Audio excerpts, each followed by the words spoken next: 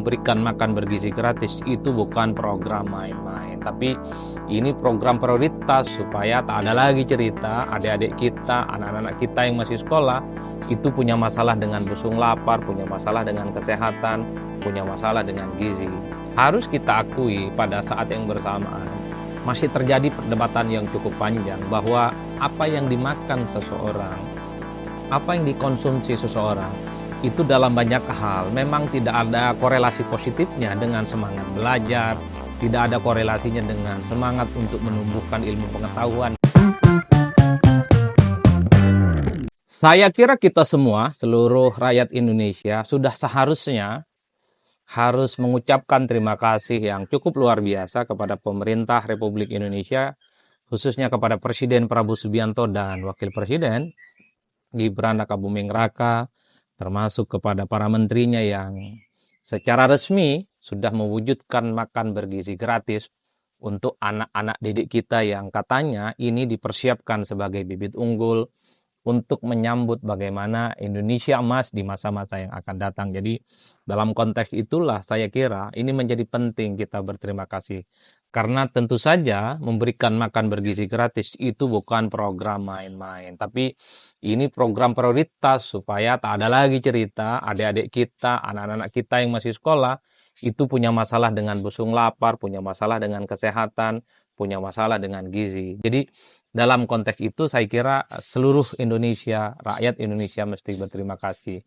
Dan bahkan kalau kita membaca satu persatu misalnya tujuan dari makan bergizi gratis itu kan banyak. Misalnya ingin menghilangkan stunting yang jumlahnya masih cukup luar biasa.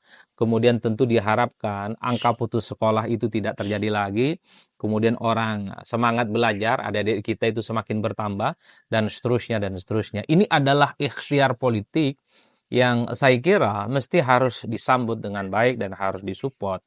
Karenanya ini menjadi penting untuk dilihat bagaimana ke depan progres dari implementasi program makan bergizi gratis, terutama kaitannya dengan peningkatan kualitas SDM, menyambut Indonesia emas, supaya adik-adik kita itu kompetitif tentu dengan basis kognitif dan ilmu pengetahuan yang cukup memadai. Meski harus kita akui pada saat yang bersamaan, masih terjadi perdebatan yang cukup panjang bahwa apa yang dimakan seseorang, apa yang dikonsumsi seseorang, itu dalam banyak hal memang tidak ada korelasi positifnya dengan semangat belajar, tidak ada korelasinya dengan semangat untuk menumbuhkan ilmu pengetahuan dan seterusnya dan seterusnya. Mungkin kita semua punya pengalaman yang sama.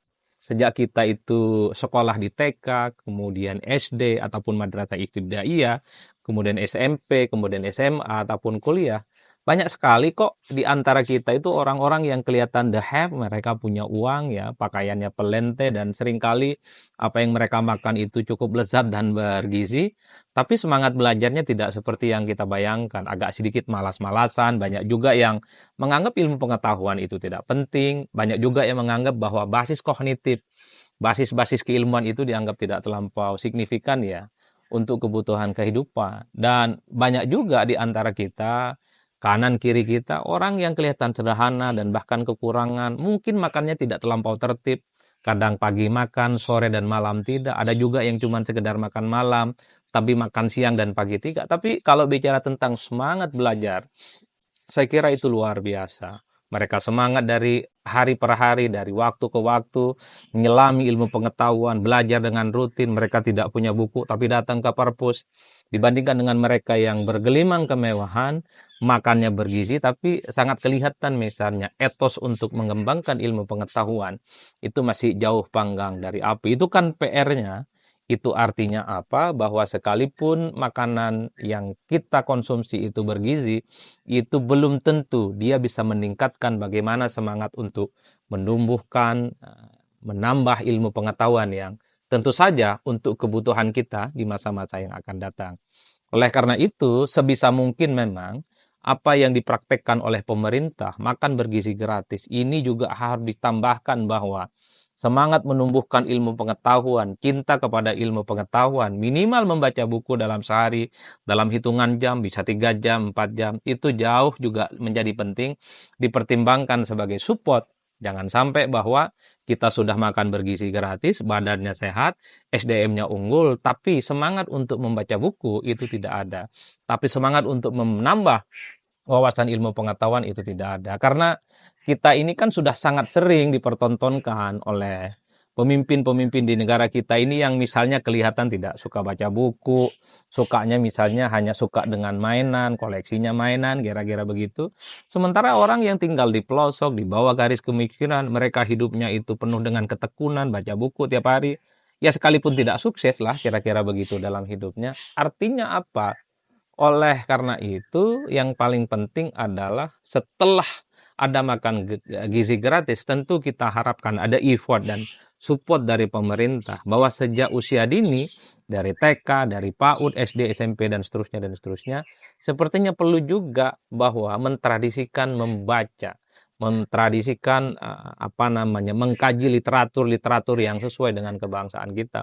Mungkin tentang sejarah, mungkin tentang filologi, mungkin tentang bahasa, mungkin terkait dengan budayaan kita, mungkin terkait dengan sosial, terkait dengan agama, dan seterusnya, dan seterusnya.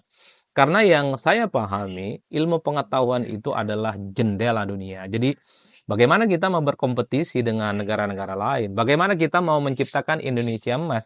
Kalau anak didik kita itu masih malas baca, anak TK, anak SD, anak SMP, anak SMA, dan kuliah, kalau budaya baca, budaya riset, dan budaya nulisnya itu lemah, ya tentu bagi saya keinginan menciptakan kualitas SDM yang unggul itu tidak berbanding lurus dengan bagaimana menciptakan kualitas intelektual dan kualitas kepemimpinan di masa yang akan datang. Oleh karena itu, sekalipun kita harus berterima kasih yang cukup luar biasa kepada pemimpin di Republik Indonesia, tentu harapan terbesarnya adalah bagaimana support terkait dengan menambah wawasan ilmu pengetahuan, menciptakan budaya cinta terhadap membaca, menciptakan budaya untuk belajar, itu jauh lebih penting dibandingkan dengan hal-hal yang sifatnya artifisial. Ini yang saya kira memang untuk menciptakan bagaimana kualitas SDM bukan hanya apa yang dimakan, tapi apa yang dikonsumsi oleh otak. Itulah yang saya sebut menciptakan competitiveness, menciptakan anak-anak didik kita yang kemudian bisa bersaing dengan siapapun. Tentu salah satu kuncinya adalah bagaimana menjadikan bacaan-bacaan buku, kira-kira begitu, bacaan-bacaan ilmu pengetahuan, itu adalah asupan-asupan yang mestinya day to day juga menjadi keharusan. Kan sangat bagus tuh, setelah makan bergizi gratis, ada kewajiban misalnya yang disupport kepada anak didik kita kan, untuk baca-baca buku minimal 2 jam sehari, 3 jam sehari, dan seterusnya, dan seterusnya. Karena kalau kita membaca rata-rata kecenderungan secara umum, minat baca anak-anak didik kita itu kan memang cukup rendah ya dibandingkan dengan negara-negara lain. Dan bahkan kalau kita mau melakukan studi agak sedikit serius, tak ada negara di manapun di dunia ini yang sukses itu kalau memang rakyatnya, pemimpinnya tidak suka baca buku. Oleh karena itu, semangat membaca buku, semangat untuk mengembangkan ilmu pengetahuan, semangat untuk menumbuhkan bagaimana basis kognitif dan otak kita itu juga menjadi penting, itu sekali lagi jauh juga lebih penting dibandingkan dengan urusan-urusan yang lain. Oleh karena itu, sekali lagi, terima kasih pemerintah sudah memberikan makan bergizi gratis, tapi jangan hanya berhenti di situ, supaya support, supaya masyarakat kita, adik-adik kita cinta terhadap ilmu pengetahuan, cinta baca buku, ke depan saya juga harus dijadikan sebagai agenda. Termasuk misalnya support terkait dengan kualitas-kualitas guru, support dengan sekolah-sekolah, infrastruktur sekolah, infrastruktur pendidikan yang juga masih menjadi PR. Banyak sekolah-sekolah kita yang mungkin ya gurunya itu ya tidak digaji, ada juga yang ala kadarnya, ada juga misalnya fasilitas yang korah masih rubuh, masih ambruk, dan seterusnya, dan seterusnya. Tapi ala kulli hal, secara prinsip, ini sebagai sebuah ikhtiar politik bahwa makan bergizi gratis penting, menjadi support yang lain, bagaimana pendidikan kita bagus, sekolah-sekolah kita bagus, fasilitasnya bagus, peserta didik juga bagus gitu ya. Dan yang di atas segala-galanya, bagaimana menumbuhkan cinta terhadap ilmu pengetahuan, dengan cara membaca buku itu juga menjadi penting sebagai agenda. Bagaimana mungkin anak didik kita itu hebat dan pintar, wawasannya luas, kalau baca buku pun itu tidak dilakukan. Kalau baca buku itu dianggap bukan sebagai sebuah tuntutan harian-harian yang sangat layak dikonsumsi, secara kapasitas intelektual. Makan bergizi gratis penting, tapi yang tak kalah penting juga adalah adik-adik kita harus support. Membaca buku dalam sehari itu juga menjadi penting untuk menciptakan kualitas kepemimpinan, kualitas intelektual di masa-masa yang akan datang. Sehingga ketika ada dalil yang mengatakan dalam tanda kutip ya, al-aqlus salim fil jismi salim, itu bisa kita lihat secara nyata bahwa dalil yang mengatakan al-aqlus salim fil jismi salim itu adalah akal yang sehat itu terletak pada jiwa yang sehat. Jiwa yang sehat itu salah satunya adalah dengan olahraga, salah satunya dengan bergizi gratis. Tentu di jiwa-jiwa yang sehat itulah kemudian muncul pikiran-pikiran yang sehat. Itulah yang sebenarnya kita inginkan. Anak didik kita ini sudah makan gizi gratis, kira-kira begitu. Akalnya pun juga harus tumbuh dengan luar biasa dan spektakuler.